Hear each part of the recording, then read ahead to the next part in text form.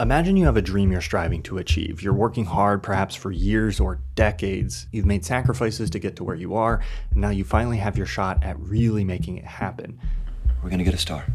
But what if, as you get closer to your goal, your ambition shifts from a source of motivation to something more tormenting? You're finally getting to do what you wanted to do, but you find it difficult to even enjoy that thing while you do it. This, by all appearances, is Carmy's reality in the FX show The Bear. For him, every success seems quickly overshadowed by the next thing he needs to do, the next improvement he needs to make to really get to where he wants to go. In chasing his dream, he's paying a steep price. He's chronically stressed, he's blowing up at the people around him, he ends up pushing one of the real sources of happiness in his life away because he thinks she's getting in the way of his goal, and he alienates the very people who are helping him get to where he wants to go. But it seems like he can feel it. He's almost there. He can see the light at the end of the tunnel. Maybe he hopes he'll finally have a sense of satisfaction, peace, and happiness once he has those Michelin stars within his grasp. How often do we find ourselves, like Carmy, so lost in the pursuit of success or self-improvement that we're unable to enjoy the journey? Or you've dedicated so much time to achieving that goal that you're no longer able to enjoy any other part of your life. Carmy's experience with ambition is a theme we've seen explored in the movies countless times, whether it's the tension between ambition and relationships in La La Land and Whiplash, or the psychological cost of relentlessly pursuing artistic perfection in Black Swan. Cinema is packed full of stories about the cost of ambition, like we see in The Social Network, There Will Be Blood, and The Godfather. In Oppenheimer, we see a man who's haunted by the results of his ambition. The Wolf of Wall Street shows us a society that rewards the ambitious, regardless of whether they lie, cheat, or steal to gain their success. Citizen Kane explores a character who finds emptiness on the other side of success. These are just a few examples in a sea of stories that either celebrate ambitious characters or warn of ambitious pitfalls. And I think it totally makes sense that this is a common theme. The tension between what we want in life and what we might have to sacrifice to get that is a central conflict in many of our lives. So it makes sense that we're drawn to big romantic cinematic portrayals of that conflict.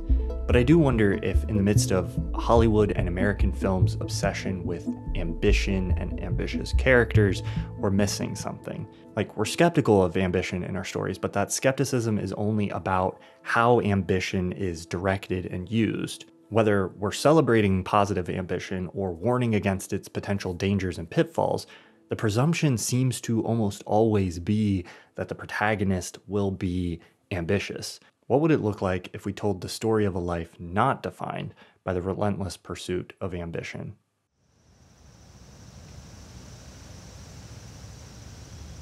Have you ever noticed the beautiful shifting pattern that is created by sunlight streaming through trees? It shimmers and dances almost like water, but in its own unique way. It's sometimes only there for a fleeting moment, and it can turn a dead log or plain wall into an impressionist painting unique to that moment, created by the relationship between the sunlight, trees, and wind. The Japanese word for this is komolebi, a word without a direct English equivalent that encompasses not just the phenomena itself, but also the feeling associated with appreciating it. It is this pattern of light that's often noticed by Hirayama, the protagonist of Wim Wenders' 2023 film about a toilet cleaner in Tokyo. Amidst a cinematic landscape dominated by ambitious pursuits, Perfect Days sits in quiet contrast to most other stories that examine ambition. The film follows Hirayama as he goes through his daily routine. We watch as he gets ready for his day, listens to music as he drives to work, methodically cleans the beautiful toilets around Tokyo, is helpful when the opportunity arises, takes care of himself and his trees, reads, and dreams. Other things happen, but the repetition of this life is the core of the film. It's an entirely unambitious character living a contented and happy life in a movie that is beautiful, peaceful, and calm. And yet this is not the kind of story we gravitate towards. For Carmi, it's not just what he's running towards that motivates his unrelenting drive, it's what he's running from. Because we had this connection through food, and he had made me feel so rejected and lame and shitty and uncool, I made this plan where I was gonna go work in all the best restaurants in the world. Sometimes ambition can arise out of just a desire to make the world a better place, accomplish what we can, and live a full life. If this is the root of our ambition, and we understand and weigh the costs of pursuing that ambition, then I think it can serve us well. But where I think ambition can really become a trap is when it arises out of a desire to prove our worth because we feel unworthy and unlovable unless we earn it. Or if our ambition is driven by a desire to escape from a current existence that might feel too emotionally or physically painful to bear. Or in our modern world where we're more alienated from traditional sources of meaning like religion and community, I think visible external success can become a way that people try to live a meaningful life. In this way, ambition seems to offer us so much, but as our stories show, it can also come with a hefty price tag. If we're going to pay that price, we want to be sure that it's actually going to pay off.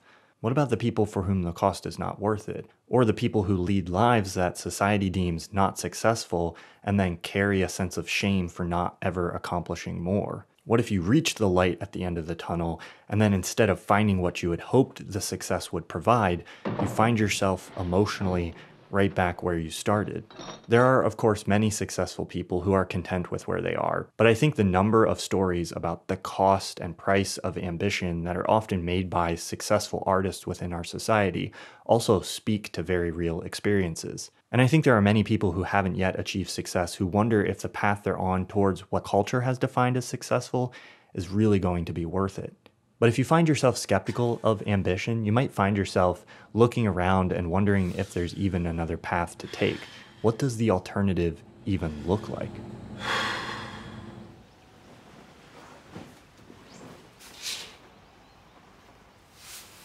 The movie is titled Perfect Days, which implies Hirayama is living a good life despite its simplicity and his lack of what is typically seen as success. At one point, he encounters his estranged sister. She pulls up in an expensive car with a driver. She comes from a totally different world, the world of success. Seeing where he lives, she asks, out of a sense of concern and maybe even disdain, if he's really cleaning toilets.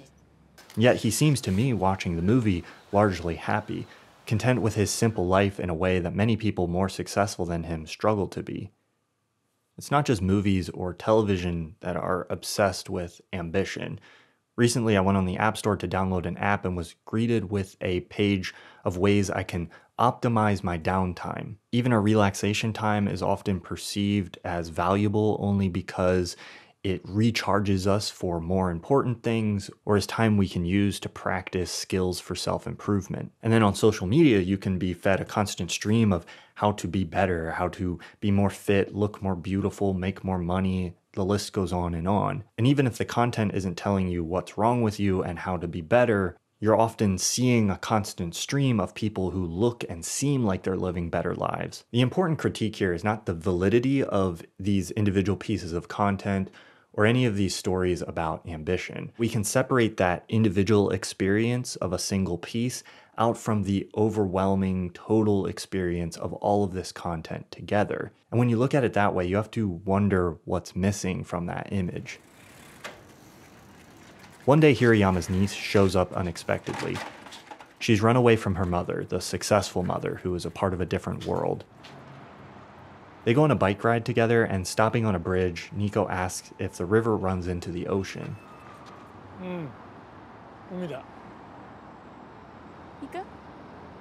Here, Hirayama gently guides her attention away from the next best thing towards fully appreciating where they are right now in the present moment.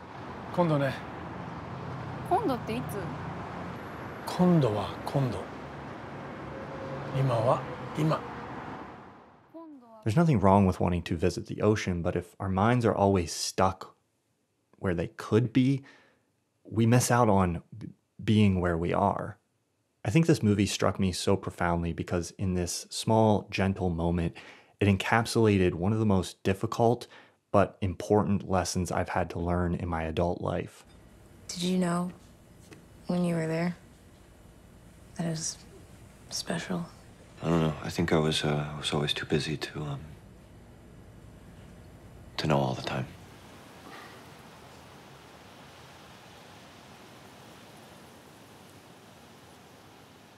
When we're present, we notice smaller, subtly beautiful details that can be really easy to overlook. Watching a movie like Perfect Days is itself a kind of practice in this. It often finds beautiful compositions in the designs of the toilets or in Tokyo's tangle of buildings and streets. It slows down and kind of asks you as the viewer to appreciate the beauty of the mundane world as Hirayama does. I think a lot of people find this kind of thing boring, and it's not often I'm in a headspace to really fully enjoy and appreciate a movie like this, but that's kind of part of the point. Hirayama finds contentment and satisfaction in a life that many of us would think is boring. But maybe the vilification of boredom is part of what keeps us trapped in an endless cycle of constantly trying to get to somewhere else. Renu Vijaya Anand says, Komolebi nicely highlights the point that very often in our mindless pursuit of the light at the end of the tunnel, we fail to recognize the many little beams of light that have already passed by. Being present in the moment like this is sometimes talked about as mindfulness, an idea which itself has been appified, commodified, and sold to us as a way to make ourselves more focused and to be more productive. But according to Dr. Jon Kabat-Zinn, one of the leaders in research on the benefits that mindfulness can have for our health and well-being, you might think of mindfulness simply as the art of conscious living. Sitting down to meditate is one way we can teach ourselves to be more mindful and present, but being able to sit and meditate is not itself the goal. I have to remind myself to breathe sometimes. I have to remind myself to be present, you know? Why is it so hard to be present? Partly because I think it doesn't magically make us feel better. Jon Kabat-Zinn says mindfulness is not a cure-all solution. While it can help, being present doesn't eliminate pain, annoyance, awkwardness, or sorrow. And Perfect Days shows Hirayama facing all of these things. Like Carmi, he has a painful familial history, and his presence doesn't immediately heal all of those wounds. But being present does allow you to detach your sense of value and joy from some hypothetical future and actually experience it now. The difficulty of doing that is that in order to do that, you just also have to be present with any pain or discomfort that you're experiencing right now. You good? Yeah, I'm gonna crack it eventually. I didn't mean the plate. I think ambition can be this trap because it can entice us with this idea of perfect freedom from our stress, pain, and sadness someday out there in the future once we've done all the work and accomplished our goals. Every pain we experience now we see as just a reason to push harder to get there. It traps us into putting all our energy into reaching a hypothetical future while we dissociate from the work that needs to be done right now in the present to truly heal and the things about the present that we could enjoy. There's another moment where Hirayama's niece sees a girl being rude to him.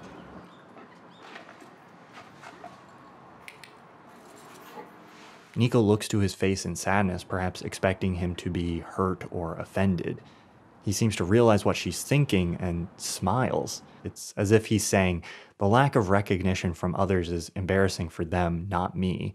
Her concern turns into a smile, and we see that his peace is not so easily disturbed by an outside force that he doesn't control. This woman's act of negativity, instead of spreading outward to Hirayama and his niece, stops with him. Instead of finding the imperfections in life as reasons to strive to be somewhere else or to be someone else, he finds them as opportunities for simplicity, humility, solitude, contentment, and slowing down to appreciate the elegant beauty that life hides in all its little corners and crevices.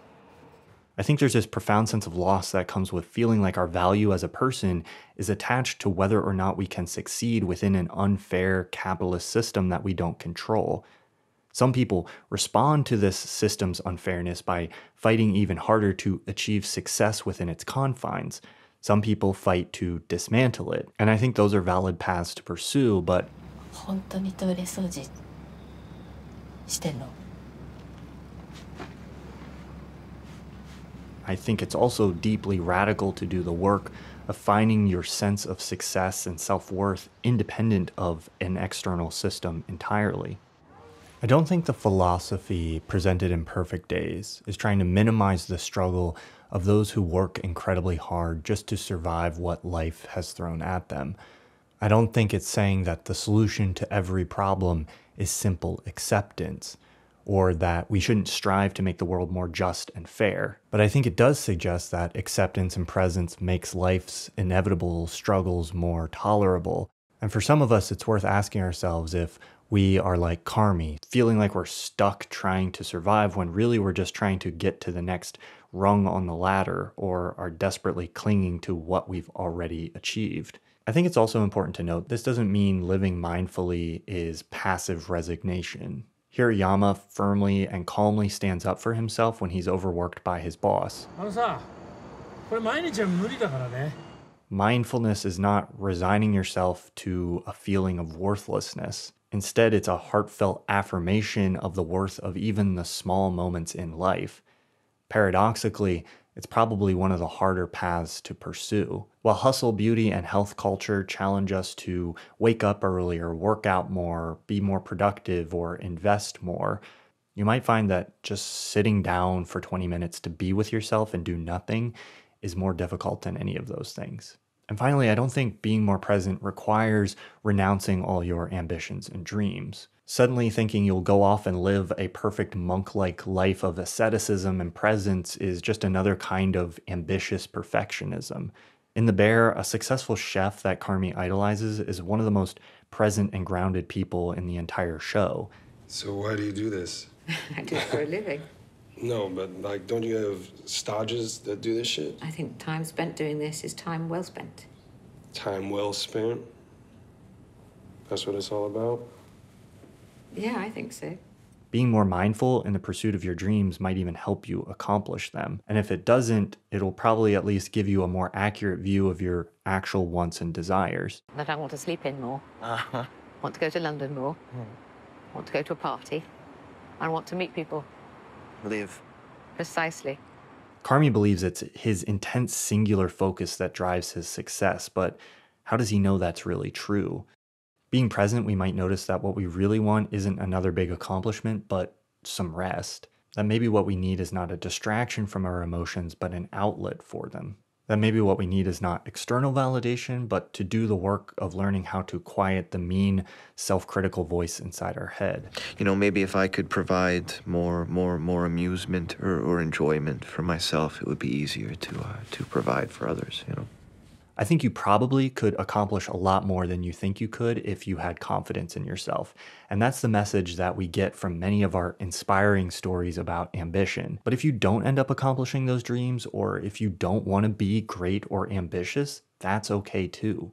A movie like Perfect Days, I think, helps remind us that our true worth and value and ability to live a meaningful, contented life does not have to depend on what we accomplish in the eyes of the system or others. I think Hirayama's quiet contentment offers a valuable alternative perspective on what it means to live a fulfilling life. Here, our protagonist isn't triumphing over hardship and pain once and for all, but is taking it all as it comes with grace and equanimity. Perfect Days, of course, isn't the only movie that centers around an unambitious character. It's just my favorite recent example. My Patreon film club and I recently had a discussion about the role ambition plays in movies and our favorite examples of movies that don't center around ambition or ambitious characters. It's interesting to think about how ambitious characters are often attached to traditional film story structure. And so a lot of movies that deal with unambitious characters have a non-traditional structure or operate in a specific genre like romance or horror. But of course, there are always exceptions. Our art, media, and stories can enrich our lives, inspire us, and give us a deeper understanding of the world. But I think good media literacy involves being aware of the accumulative effect of all the narratives we're consuming and the blind spots within those narratives. The simple day-to-day activities that make up anybody's life are not treated as cinematic except in rare exceptions like perfect days. Our social media feeds tend to be filled with people that are by definition exceptional. If we let our media define our sense of value, we can end up feeling like our day-to-day life is insignificant. But I think it's the things in our lives that usually aren't shown on the screens where we actually stand to find the most meaning. Every second counts. Next time is next time. Now is now. If you want to catch Perfect Days and you haven't yet, it's available outside the US in many countries on Mubi, my sponsor for this video. You can sign up for a 30-day extended free trial at mubi.com/ThomasFlight. What I really love about Mubi as a streaming service is its focus on curation. This isn't just a rotation of popular hits like you get on Netflix. Every film on Mubi is hand-chosen by somebody because they think it's an interesting film. They also produce and distribute really interesting work that you can't find anywhere else. One of their films coming up is My First Film by Zia Anger. This is a movie about the difficulty of filmmaking. It fictionalizes and dramatizes Zia Anger's own experience making a failed feature film, intertwining it with themes of her own life and the experience of pregnancy. This movie has one of the best depictions of ultra low budget indie filmmaking that I think I've ever seen. Ambition, of course, is a theme here because making a movie is an inherently ambitious endeavor. It's out on September 6th, so sign up for Mubi at mubi.com/ThomasFlight to check that out for free and to explore the rest of their library. Another movie that doesn't have ambition as its central drive is Richard Linklater's Boyhood, another favorite of mine, and you can watch that right now on Mubi in the US. Go check it all out, click the link on the screen or down in the description below. That's mubi.com/ThomasFlight. Thanks again to Mubi for sponsoring this video. And thanks so much to my patrons for their support. If you want to join the film club or get access to my monthly review video of everything that I watch, go to patreon.com/ThomasFlight.